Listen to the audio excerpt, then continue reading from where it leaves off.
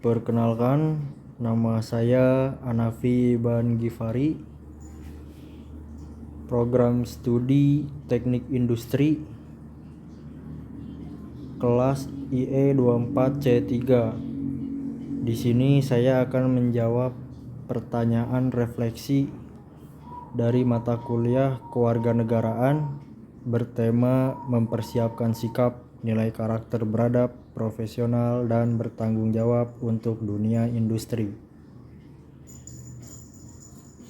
Pertanyaan refleksi yang pertama, sopan santun di dunia kerja. Bagaimana Anda menunjukkan sikap sopan santun dalam peran Anda saat ini? Yaitu cara saya menyikapinya menghormati setiap rekan kerja, atasan maupun bawahan, tanpa memandang jabatan atau latar belakang. Saya selalu berusaha menyapa dengan ramah, mendengarkan pendapat orang lain dengan penuh perhatian, serta menggunakan bahasa yang sopan baik dalam komunikasi lisan maupun tulisan. Selain itu, saya juga menjaga etika profesional seperti datang tepat waktu, menghargai waktu orang lain dalam rapat. Kekurangan dalam sikap sopan santun dan bagaimana Anda akan perbaikinya?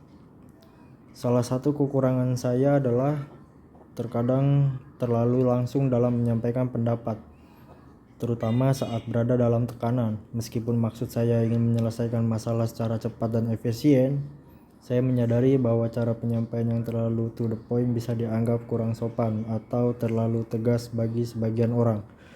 Untuk memperbaikinya, saya mulai belajar lebih banyak tentang komunikasi asertif, menyesuaikan nada bicara, dan mempertimbangkan perasaan lawan bicara sebelum menyampaikan sesuatu.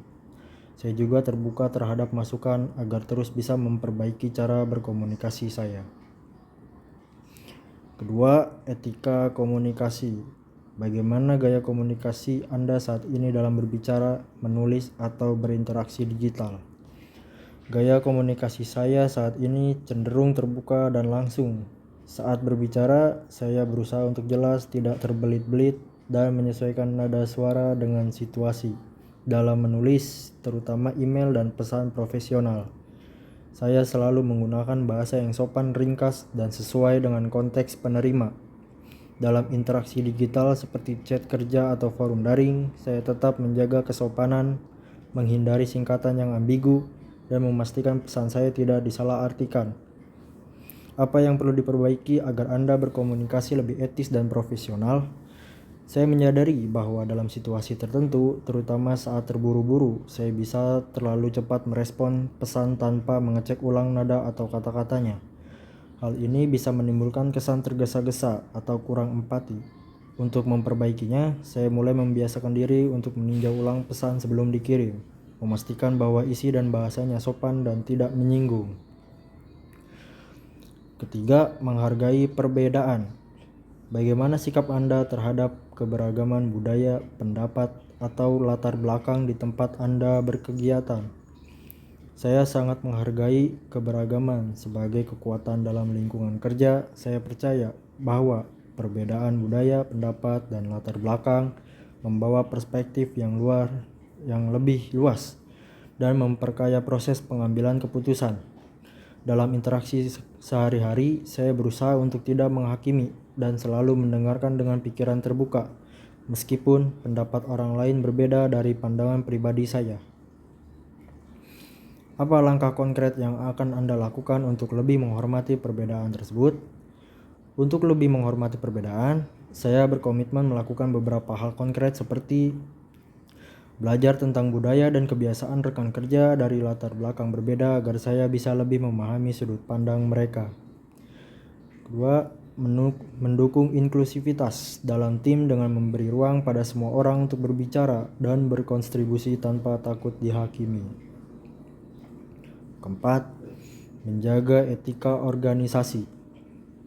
Apakah Anda sudah menjaga etika dan norma organisasi? Saya selalu berusaha menjaga etika dan norma organisasi dengan serius. Saya menjaga kerahasiaan informasi internal yang bersifat sensitif, terutama yang berkaitan dengan data klien, strategi perusahaan, atau keputusan manajemen. Saya juga menghindari gosip atau percakapan yang tidak membangun, karena saya percaya hal itu dapat merusak suasana kerja dan profesionalisme tim. Apa tindakan yang perlu Anda tingkatkan untuk menjadi pribadi yang lebih etis di organisasi? Salah satu tindakan yang ingin saya tingkatkan adalah menjadi lebih proaktif dalam menegur secara halus apabila ada rekan kerja yang melanggar etika, seperti menyebarkan informasi yang seharusnya bersifat internal. Selain itu, saya juga ingin lebih konsisten dalam menegakkan integritas, misalnya dengan menolak kompromi terhadap aturan walau dalam tekanan, dan berani menyuarakan hal yang benar secara sopan dan bijak. Kelima, empati terhadap rekan kerja. Bagaimana tingkat kepedulian dan empati Anda terhadap rekan satu tim, atasan atau bawahan? Saya berusaha untuk menunjukkan kepedulian dan empati dalam setiap interaksi kerja. Misalnya, ketika rekan mengalami tekanan atau kesulitan, saya mendengarkan tanpa menghakimi dan jika memungkinkan, menawarkan bantuan. Saya juga mencoba memahami beban kerja orang lain sebelum meminta bantuan atau menambahkan tanggung jawab, baik kepada rekan sejajar, atasan, maupun bawahan. Saya percaya bahwa suasana kerja yang penuh empati menciptakan tim yang solid dan produktif. Bagaimana Anda akan meningkatkan sikap empati dalam dunia kerja?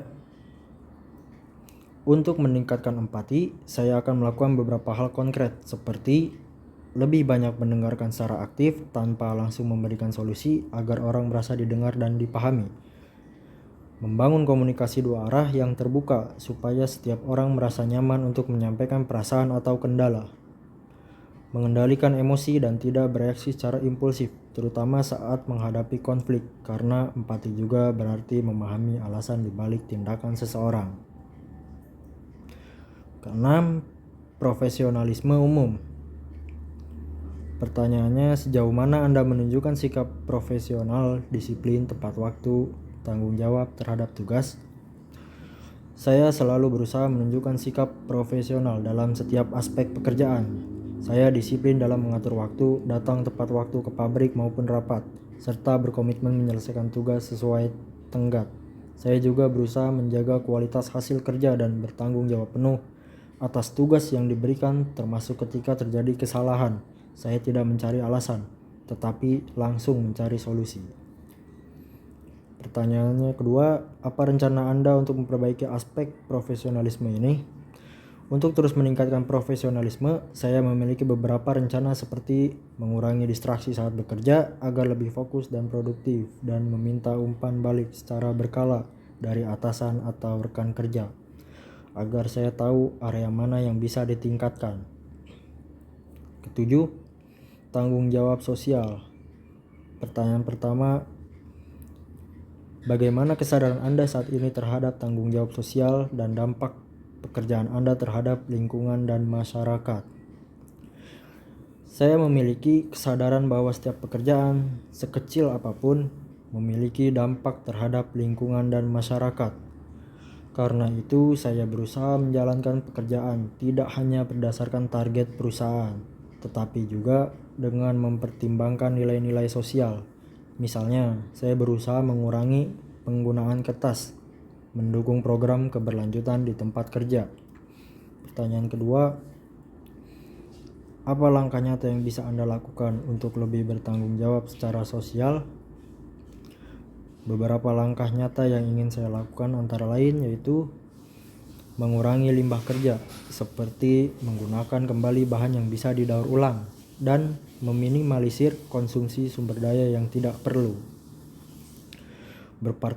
Berpartisipasi dalam kegiatan sosial atau CSR yang diselenggarakan oleh perusahaan, seperti program donasi, pelatihan masyarakat, atau kerja bakti.